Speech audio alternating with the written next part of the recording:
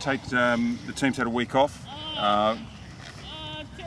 Some suspensions and injuries to deal with. What's the focus been like, and what are you concentrating on for Friday night?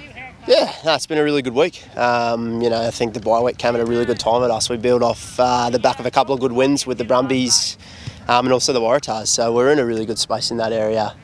Full of confidence after the Brumbies, but we know that after a week off, we got to step it up again. The Rebels are coming off also the back of some good form, and you look at their team on paper, they're pretty strong. So they got threats across the park, and we've got to be on our A game this weekend. You've got a couple of notable injuries. Many expected Lucan Salakai-Loto to be right. Could you give us an update on him? Liam Wright's in a moon boot. You've got a couple of suspensions. Can you give us an update on some of the injuries, please? Yeah, I think Liam's obviously an unfortunate one. We lost him in the warm-up, so he'll be a massive loss for us. But in saying that, you've got a guy like Angus Scott come back into the fold. So Youngie's a big part of our team, has been for a number of years, and we're really excited to see what he does off the bench there. A guy like Lucan, frustrating, had a couple of setbacks and maybe looking about 1 to 2 weeks off, hopefully. So, we've got a young guy in there, Lepetti. Really excited to see what he brings. He's been toiling away. He's had a rough run of injuries, a local West boy. So really excited to see what Pets bring. He's been a bundle of energy around the group and a sponge, learning off guys like Lucan, who's been really good since he's been injured. So, a bit of a shift to the future in that space, and really excited to see how he goes. We've got Josh Nasher as well. He's not in the team. He had picked up a little injury in the last game. Yeah, Nasser. You got to feel for him. I mean, he's another guy that's had a pretty wretched history in that space, and he was just reaching some form. He's just a newly transformed hooker, and I think he's been really impressive. Not only set piece, but his strength is around the park.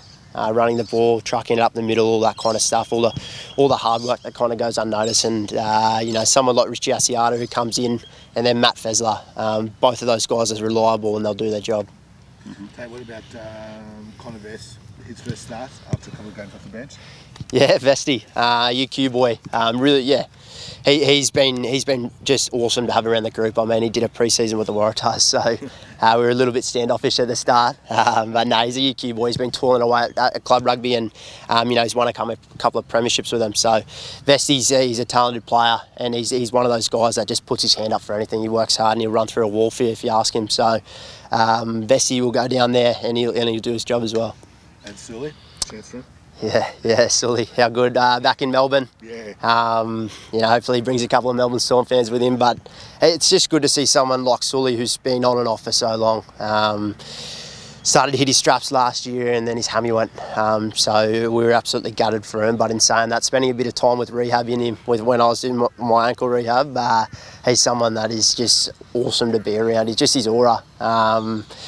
So I'm looking forward to putting up, or James will put up a couple of kicks for him and see what he can do out there with ball in hand. So a really exciting team this weekend. How frustrated has he been? Is he the kind of guy to be just sort of patient and just, Yeah, I'd imagine he'd be incredibly frustrated, but he's the type of guy that doesn't show it. Kind of leaves it in the background there, and he's someone that's been awesome for this team. The boys love him. The boys love having just a superstar around, and it's just awesome for our club. The Kiwis lie in wait less than 2 weeks down the track. Is it a trap to look too far ahead to them when you've got the Rebels on a bit of an upswing with a couple of wins down there? Got a couple of good back rowers that aren't on the ball, and we're probably a bit deficient in that area relative to normal without Liam and without a specialist number 6.